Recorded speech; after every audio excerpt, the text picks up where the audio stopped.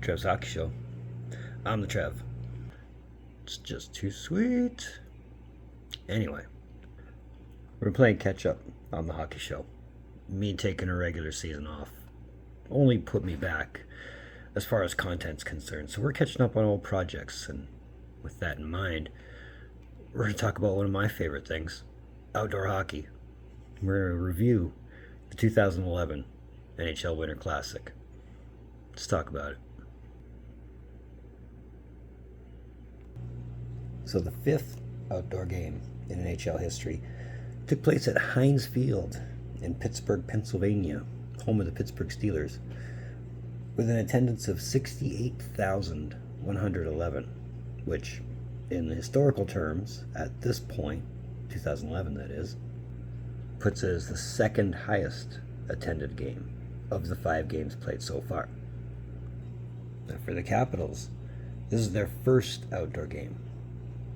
So naturally it had to be against Pittsburgh, right? And as for the Penguins, well, this is their second game. Their first, obviously, was the first NHL Winter Classic, which we did a video on. I'll put the link right up there somewhere. And they won that one 2-1 in a shootout, with much of the roster playing in this game still intact as far as the big names is concerned. Now, the selection of Heinz Field didn't come without its hiccups, as around this time the NFL's getting ready to do their playoff thing.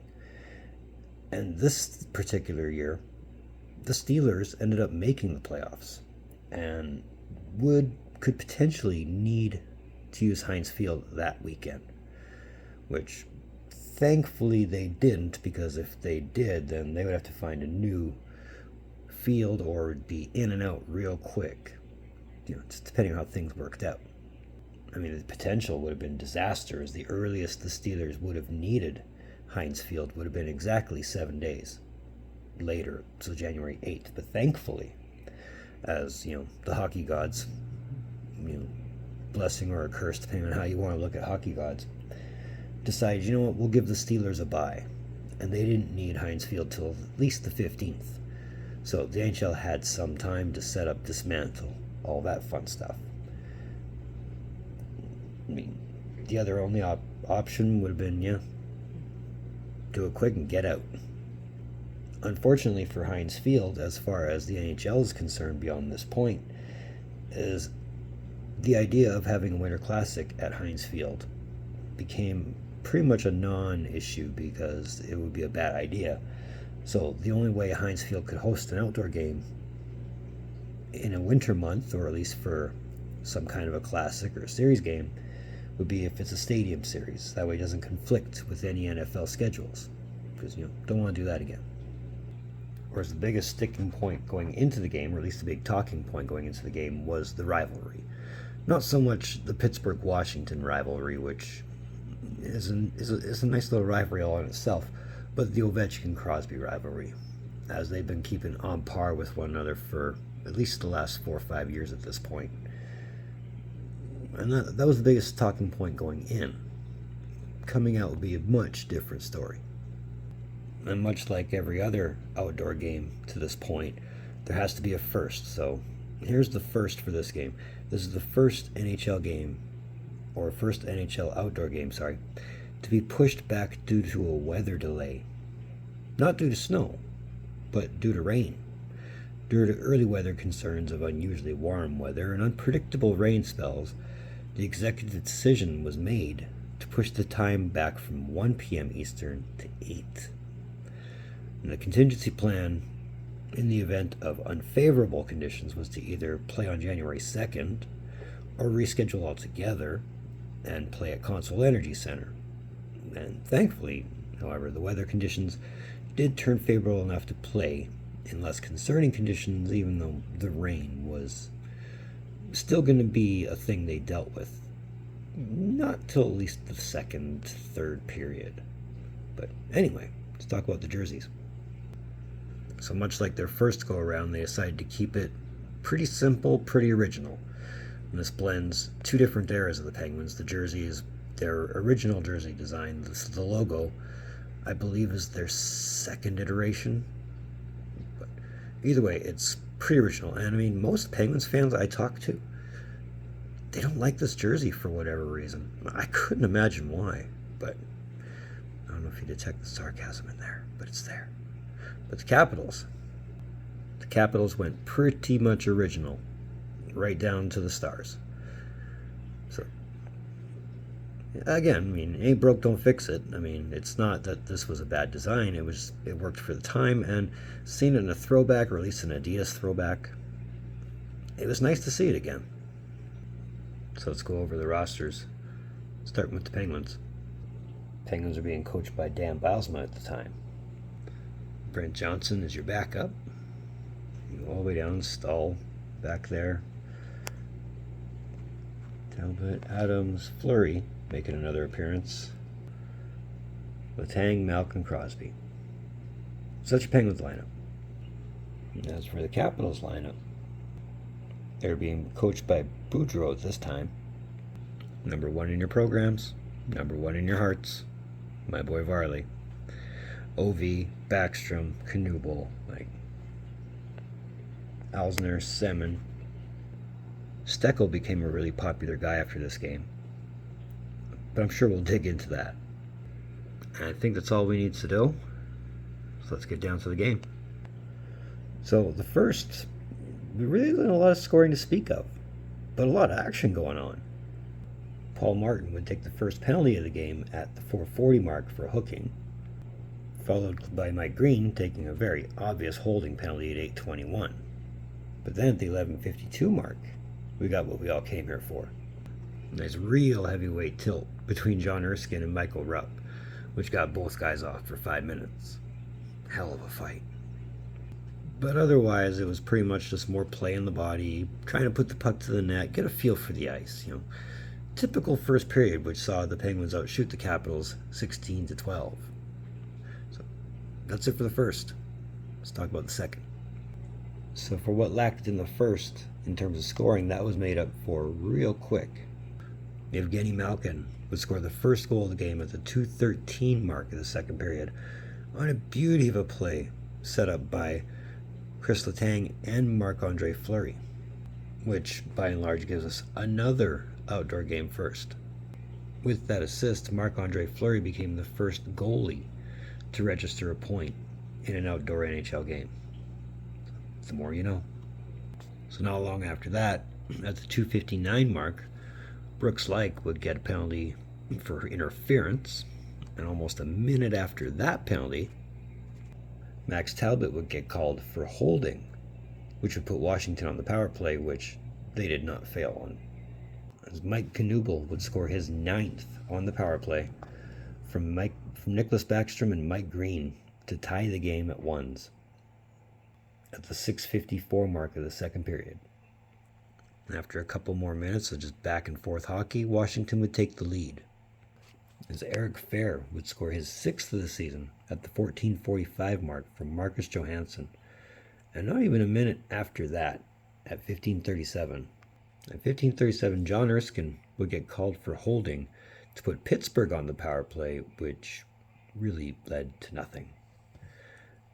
And then there's that moment that stands out like a sore thumb in the history of not just this rivalry or this game or this season, but in terms of, did you see it? Near the end of the second period, David Steckel would give Sidney Crosby what was pretty much considered a late hit. Oh, that looked late to you?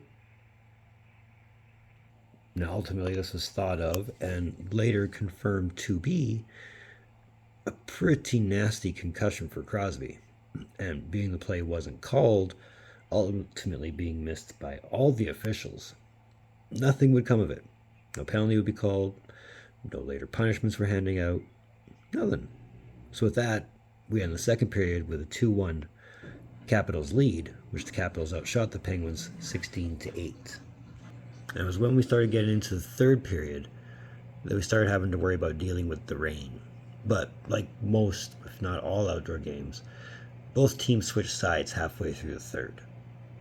Now the Penguins would start the third period with Crosby on the bench, and ultimately his time was very limited for the third period, dealing with the hit and all.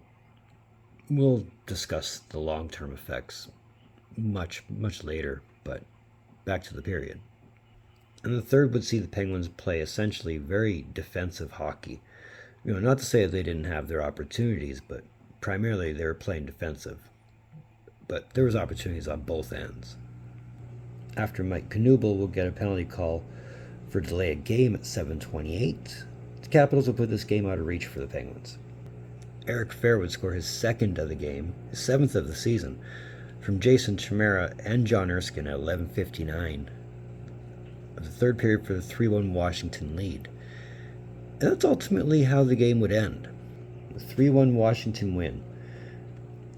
And the Penguins even outshot the Capitals in the third period 9-4, and overall beating them in shots by 1 with a 33-32 margin. But there's 2 points for the Caps and no points for the Pens, so you might as well talk about those long-term effects, right? Okay, let's do it. So after taking the hit from Steckel, Crosby would play in the next Penguins game. I can't tell if it was home or not. I think it might have been on the road. Might have been at home.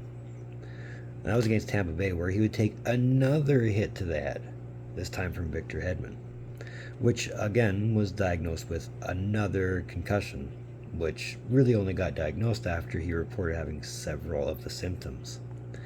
Now Crosby would miss the rest of the 2010-2011 season because of both hits, but still led the Penguins in scoring thanks to a large part just coming off of a 25-game point streak that saw him get 51 points in those 25 games. And that would set an NHL record for fewest games played by an NHL team point leader.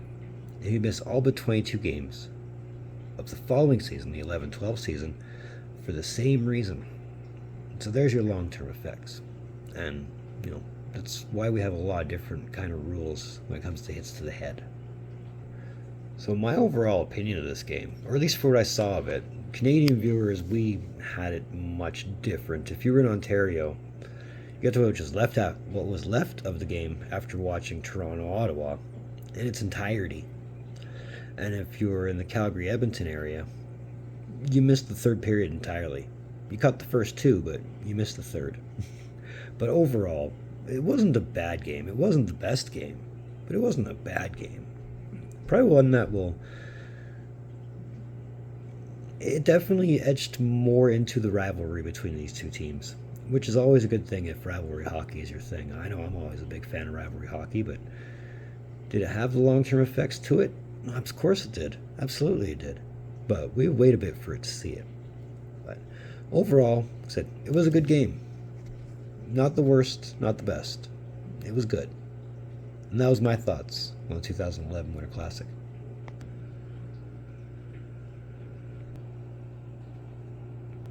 That was another one of those Trev's hockey shows. I want to thank you for tuning in. Don't think I don't appreciate the gesture, especially if you've made it to this point. And if you have, hey, I'm really grateful you have. It helps the algorithm, and I'm all about helping the algorithm. So let's keep that thing going. If you like it, give me that thumbs up. If you thought about it, if you're thinking of subscribing, hey, do it up. We're on a push to 500. And for everybody that's come on since I've come back, thank you very much. I do appreciate you. Let's keep this momentum going. Let's get to 5. That way we can at least set the goal for 1,000. But anyway, I got about 4 more videos, maybe 5, that I'm writing up right now. Like I said, taking a season off. Now we're playing catch up, and there's a lot of things I want to catch up. But either way, in the meantime, and in between time, be looking for more videos from Trev. Later.